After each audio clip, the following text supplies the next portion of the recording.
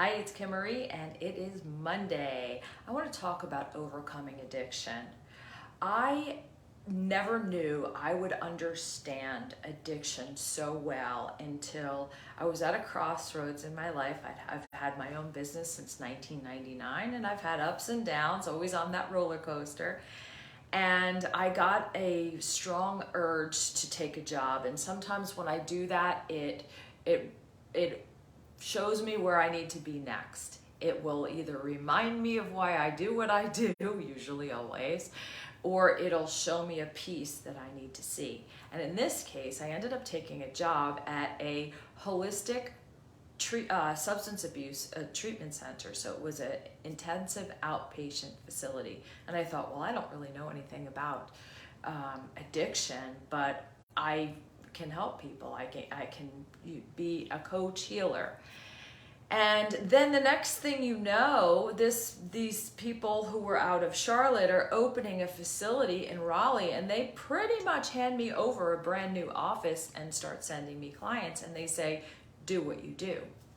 So I would panic.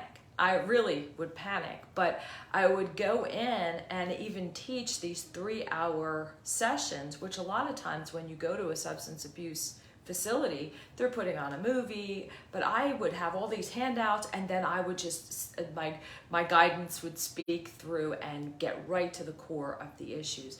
But I learned so much about people in addiction. And what I have learned is that addiction, every one of us has struggled with addiction.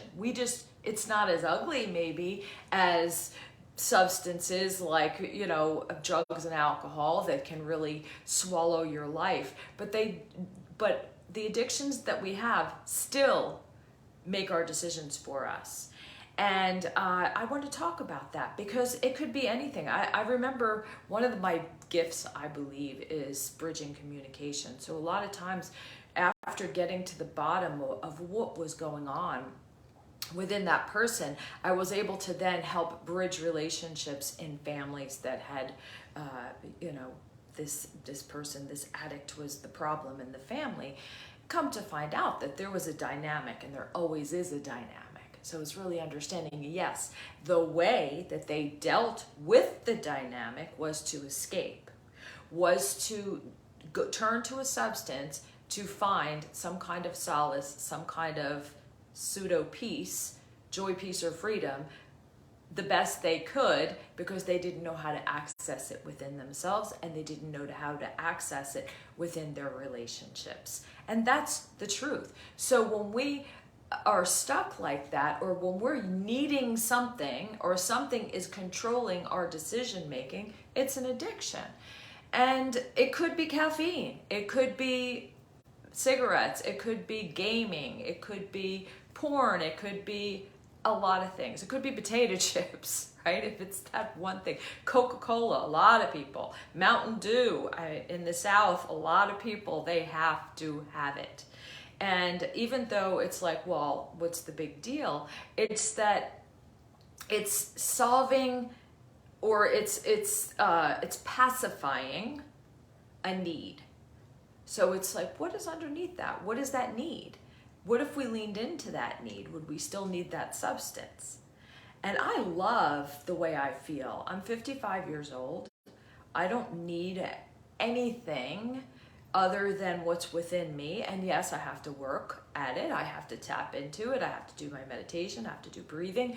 I have to do things that make me joyful. I have to speak up when I don't always want to.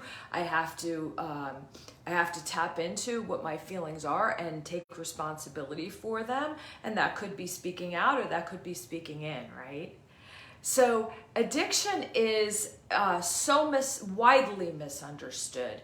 And once I only worked in that location for less than a year, enough time to take so much away from it, to understand where people really are, and to understand that enabling addiction by making excuses for them, or for anyone, right, is a big contributor to addiction. So watch when we're making excuses for our loved ones, or making excuses for our children, or doing things for our children that we think is being a good parent, but it's not teaching them the muscles that they need and the tools that they need to problem solve through life. So addiction is when we don't know how to cope. And yes, there are people who have more genes than others, but they don't always have, not everyone that has that gene suffers with addiction, just like not everyone who has a diabetes gene ends up with diabetes. You know, it's a pattern of life, and it's a habit of life, and it goes in family, you know, it's a family pattern, right? If we keep following the same thing, we're going to have the same results. So you don't have to suffer with addiction because you have that gene. It is not a disease that you have no control over. But yes, once it has it hooked in you, it's absolutely a well-ingrained habit that has made neural pathways in your brain, and it will be your go-to unless you are conscious, just like anything else. So it's not that you cannot overcome it, but your ego can overcome it. You can't be like, oh, well, you know, I can just do this and then think you can lick it tomorrow. You have to consciously connect with the things that you need in your heart and soul, so that you do not have to turn to something that shuts off a part of you. So mind-altering medication, anxiety, depression medication, all that does is shut off a part of you. It doesn't give you joy, peace, or freedom. And, you know, even plant medicine, a lot of people feel like that's a better, you know, they call it plant medicine, and fine. Okay, if you're treating something, but if it's an everyday thing, it's an addiction. You're still hiding and running from who you really are, just natural. You know, what's there? What do you need? What do you need that this is giving you?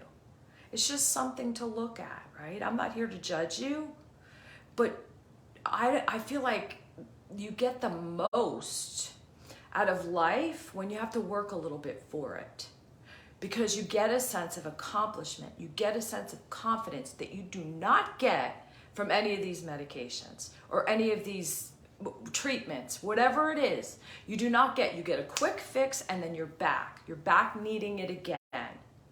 But when you have to work a little harder, and you have to go within, and you have to pull deep inside and find out what's going on in there, then you feel amazing. You feel alive. You feel something that people can't pay enough money to get. So I would rather be in a position like this and feel abundant than have $1 million so I can get so many drugs so I can shut everything off. It's just an invitation. It's an invitation to understand two things. One, that people who suffer from addiction are not these selfish, manipulative people. They are lost. So send them love. They are beautiful, amazing, lost children somewhere. And I have fell in love with every one of my clients. I really, truly did. And I will say this, that each one of us has suffered in that way, and do on a regular basis, including myself. Whatever it is, the thing that's going to make you feel good for that moment and then make you mad at yourself for doing it. Whatever that thing is. So I invite you to just open your heart today to that, and just lean into that. Maybe that thing that calls you, lean into what's empty. What's empty, and how can you fill it a different way? I love you. Have an amazing day.